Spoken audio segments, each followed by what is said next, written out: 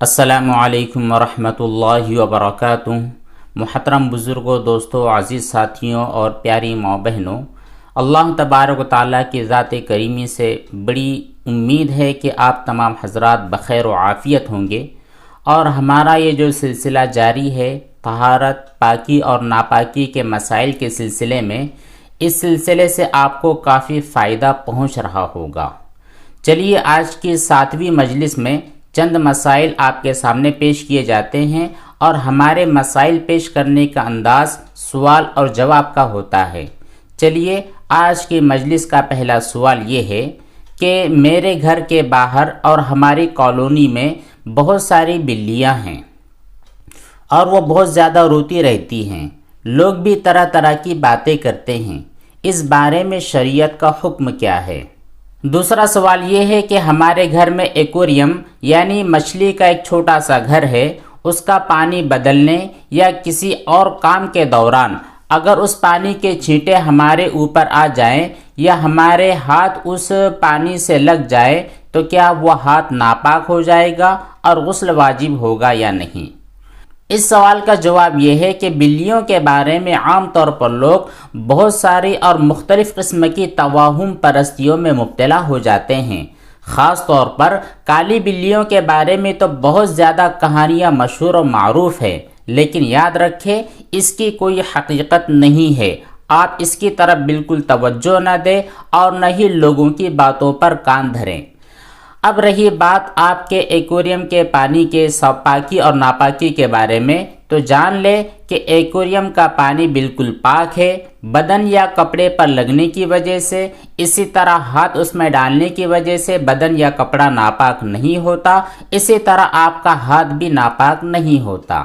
البتہ اگر تھوڑے پانی میں کوئی ناپاک چیز گر جائے، اسی طرح ایکویریم کے اندر کوئی ناپاک چیز گر جائے تو اس صورت میں وہ پانی ناپاک ہو جائے گا، اور وہ پانی اگر آپ کے ہاتھ، بدن یا کپڑے پر لگے تو جتنے حصے پر وہ پانی لگے گا اتنا حصہ ناپاک ہو جائے گا۔ اب اگلا سوال یہ ہے کہ کیا استنجا سو کر اٹھنے کے بعد کرنا لازمی ہے؟ تو اس سوال کا جواب یہ ہے کہ سو کر اٹھنے کے بعد استنجا کرنا شرعی اعتبار سے ضروری نہیں ہے۔ اگر حاجت ہے، ضرورت ہے تو استنجا کر سکتے ہیں، ضروری نہیں ہے۔ اب اگلا سوال یہ ہے کہ ناف کے ارد گرد یعنی دائیں بائیں اوپر نیچے بالوں کو صاف کرنا جائز ہے یا نہیں؟ اس سوال کا جواب یہ ہے کہ ناف کے ارد گرد یعنی دائیں بائیں اوپر نیچے یہ جو بال ہوتے ہیں، یہ بال شرمگاہ کے قریب والے بالوں کے حکم میں نہیں ہے۔ جس طرح شرمگاہ کے ارد گرد والے بال، ان بالوں کا صاف کرنا سنت ہے، اسی طرح ان بالوں کا صاف کرنا سنت نہیں ہے۔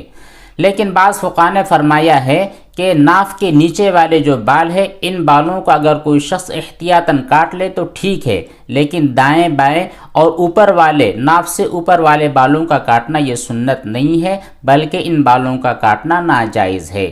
ناف کے نیچے والے حصے بال، اسی طرح شرمگاہ تک اور شرمگاہ کے ارد گرد والے بال، ان بالوں کو کاٹنا یہ سنت ہے۔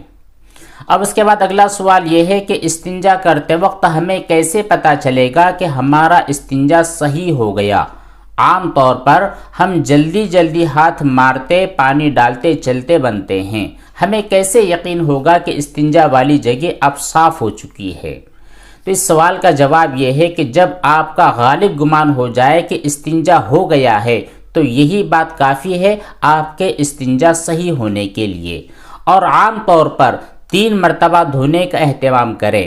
3 مرتبہ آپ لوگ استنجا کی جگہ کو دھو لو گے تو اس کے بعد طہارت اور صفائی اچھی طرح ہو جاتی ہے۔ پیشاب سے فراغت ہونے کے بعد تھوڑا بہت کھنگار لیا کرے، اسی طرح 1-2 قدم چل کر یا تھوڑا کھڑے رہ کر بیٹھ جائے۔ اتنا ہونے کے بعد جو پیشاب کے قطرے وغیرہ اندر ہوں تو یہ بھی اطمینان سے باہر نکل جائیں گے۔ اس کے بعد میں پانی سے صاف کر لے اور بلا وجہ کے وسوسوں کے اندر آپ مبتلا نہ ہوں۔ اس کے بعد میں اگلا سوال یہ ہے کہ استنجا کرنے کے بعد ہاتھ پاک کرنا ضروری ہے جبکہ اس پر ظاہری طور پر نجاست نظر آ جائے۔ اگر پاخانہ کرنے کے بعد شرمگاہ کو پانی سے دھو اور 7 انگلی سے رگڑ دیں یہاں تک کہ ساری نجاست اور چکنائی بھی ختم ہو جائے تو اب انگلی بھی پاک کرنا ہوگا یا نہیں؟ دیکھیے، پیشاب یا پاخانے سے فراغت کے بعد اگر استنجا کرتے وقت پانی ڈالنے کی وجہ سے شرمگاہ کے ساتھ ساتھ ہاتھ سے بھی نجاست بہہ کر زائل ہو جائے اور ہاتھ پاک صاف ہو جائے تو استنجا کے بعد دوبارہ ہاتھ دھونا لازم نہیں ہے۔ البتہ استنجا کے بعد مستقل طور پر ہاتھ دھونا یہ ایک الگ سنت ہے، اگرچہ ہاتھ پر نجاست نہ لگی ہو، لیکن نظافت کا اور طہارت کا تقاضا بھی یہ ہے کہ استنجا سے فارغ ہونے کے بعد آدمی ایک مرتبہ اپنے ہاتھ کو اچھی طرح دھو لے۔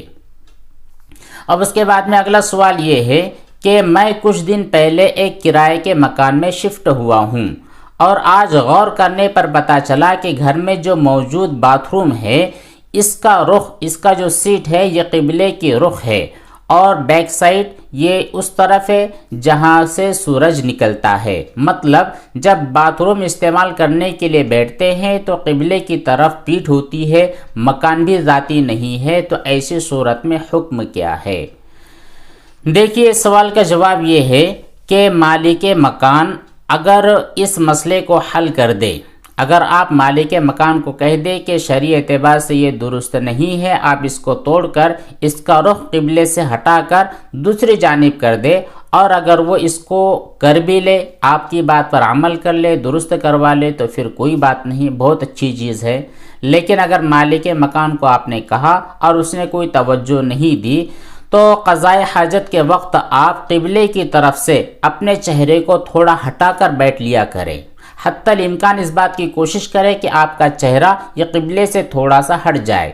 اسی طرح غسل کرنے کے وقت پیٹھ جب قبلے کی طرف ہوتی ہے تو اس وقت بھی تھوڑا سا گھوم کر غسل کر لیا کرے، جتنا ہو سکے قبلے سے پھر جائے اور پھر کر بیٹھنے کی کوشش کرے، اور بیت الخلاء سے اسی طرح غسل سے فارغ ہونے کے بعد استغفار کرتے رہے۔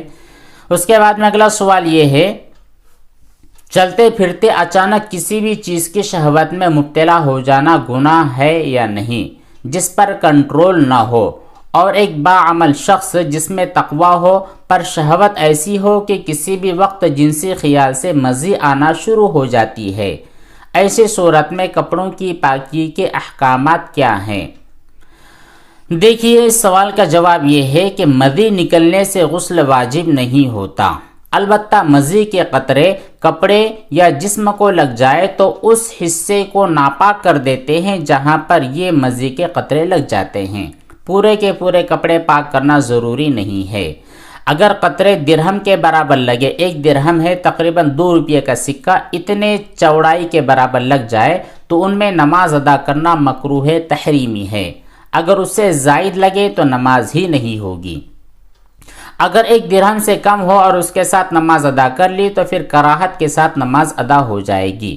بہرحال کپڑے یا جسم کے جس حصے پر مزی کے قطرے لگے صرف اسی کو دھو کر پاک کرنا کافی ہے، کپڑے بدلنے کی ضرورت نہیں ہے۔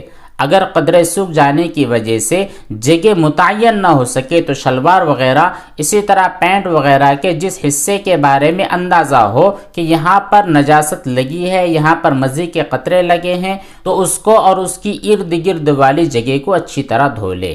اسی طرح ایک بہتر صورت یہ ہے کہ ایسا آدمی جو اس مصیبت اور تکلیف میں مبتلا ہے وہ انڈر ویئر کا استعمال ضرور کرے۔ اسی طرح استنجا کرنے کے بعد انڈر ویئر میں ٹیشو پیپر وغیرہ رکھ لے تاکہ اگر قطرہ آئے تو وہ ٹیشو پیپر پر لگے۔ اس کے بعد جب نماز کا وقت ہو تو وہ ٹیشو پیپر نکال کر پھینک دے، وضو کر کے نماز ادا کر لے، اس سے بہت زیادہ آسانی ہوگی۔